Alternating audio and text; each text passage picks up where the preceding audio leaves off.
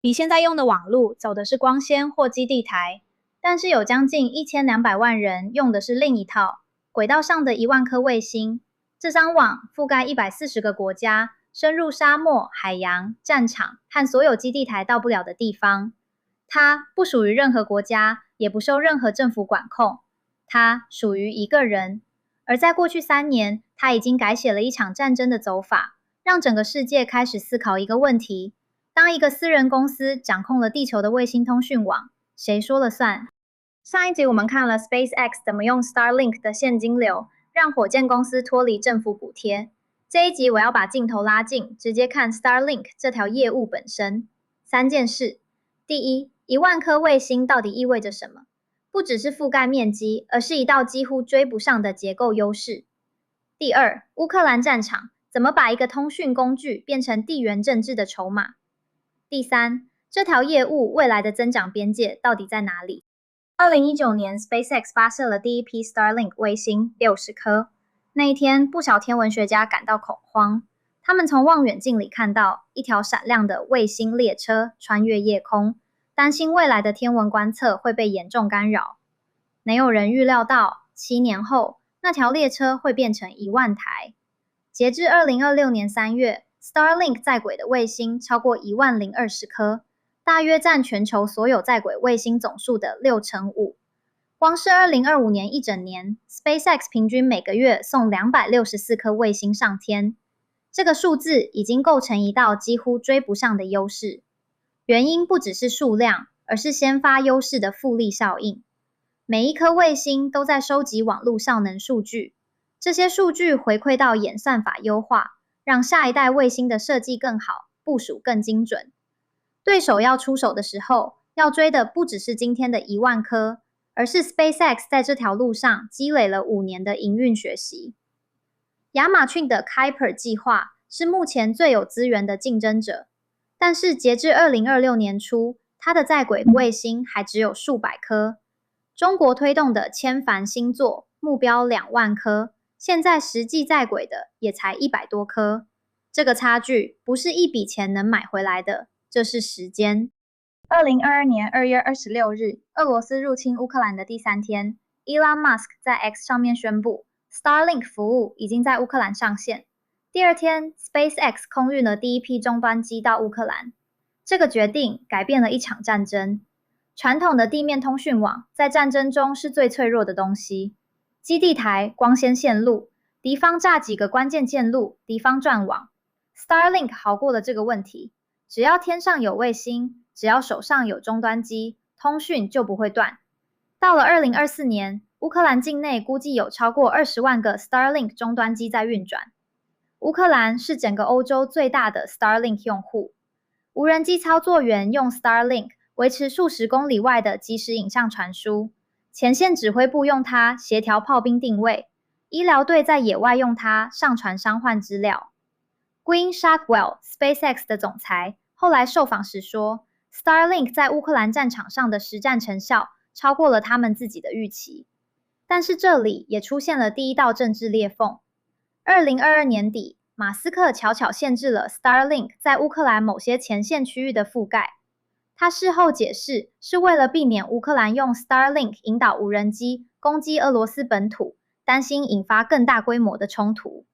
这个决定让乌克兰政府感到震惊。原来，一个私人商人可以在战争中间单方面改变战场规则。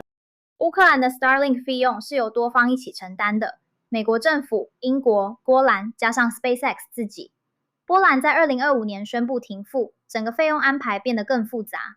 2025年初，有报道指出，美国的谈判代表在和乌克兰谈资源协议的时候，曾经拿限制 Starlink 当谈判筹码之一。同年，乌克兰也把部分军方流量迁移到美国国防部的 Starshield， 也就是 SpaceX 为五角大写专属打造的军规版本。一张本来是商业的网，正在被劈成2半，一半商用，一半政府专用。这是一个前所未有的地缘政治格局。一个私人公司掌控着一个交战国的关键通讯网络，而且这家公司的 CEO 本身就是一个政治行为者。北京也注意到了，马斯克自己说，他曾经受到中国的压力，要他保证不把 Starlink 引入中国大陆或者台湾。到目前为止，台湾仍然没有开放 Starlink 服务。Starlink 让一个问题变得无法回避，在现在这个年代，控制卫星通讯网络的人能对地缘政治产生多大的影响力？这个问题，各国政府都还没有找到好的答案。Starlink 表面上是 SpaceX 的一个业务部门，但是从帝国资源调度的角度看，它享受了一种其他卫星公司永远无法重复的隐形补贴。第一个补贴，发射成本接近零。Starlink 用 Falcon 9发射自己的卫星，每一次发射，外人付的市场行情大约是3000万美元，但是 SpaceX 内部的成本远低于这个数字，中间的差额就是 Starlink 的先天优势，用自家的火箭送自家的卫星，对手没有这个选项。第二个补贴，算力。Starlink 覆盖140个国家的即时连线数据，是一份全球互联网流量模式的巨大样本。这份样本回流到 XAI 的训练流程里，并养帝国里的 AI 模型。马斯克的帝国资源调度母题到 EP3 浮出来最清楚。Starlink 从国拿了 Falcon 9的超低发射成本，加上 XAI 的算力底座，供应给帝国的是稳定的现金流，以及一个让整个帝国在地缘政治谈判桌上能放下实体筹码的能力。Starlink 是帝国的现金流引擎，也是最意外的外交工具。我们来看数字，截至2026年4月 ，Starlink 的付费用户接近1200万，比去年同期翻了1倍以上。2025年全年收入大约是114亿美元，占 SpaceX 总营收的70%。EBITDA 72亿美元，边际接近3%。这条业务已经不只是 SpaceX 的金鸡母，它是整个太空产业里第一个真正赚钱的卫星通讯事业。但是这里有一个关键的观察，每用户月平均收入从2023年的100美元掉到2025年的81美元，跌了1%8%。这是 SpaceX 故意的，天生单客单价换全球客户规模。下一个跳跃叫 Direct to Cell， 直接把 Starlink 信号传到普通手机，不需要任何终端机。这条业务在2025年开始试运转，2026年下半年正式商用。理论上，任何一只 T-Mobile 手机自动就有了 Starlink 备援。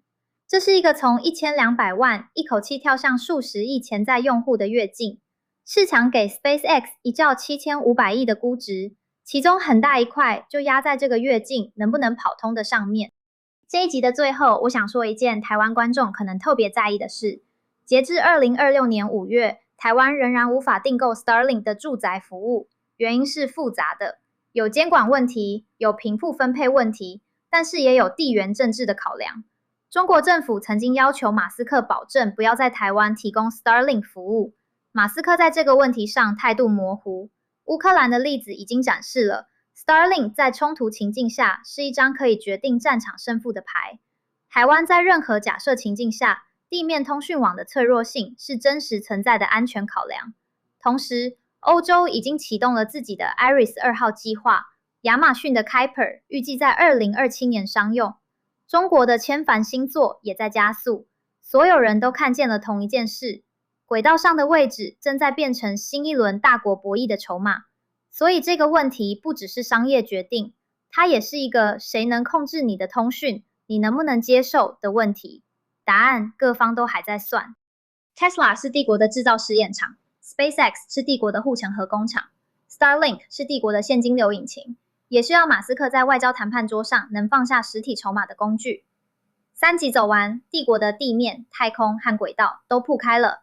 下一集我们要走进帝国里争议最大的那家公司，一家迟到了2年才出手 AI 下局，却想用移动超算中心和整个矽谷对抗的公司。记得按赞追踪，我们下周见。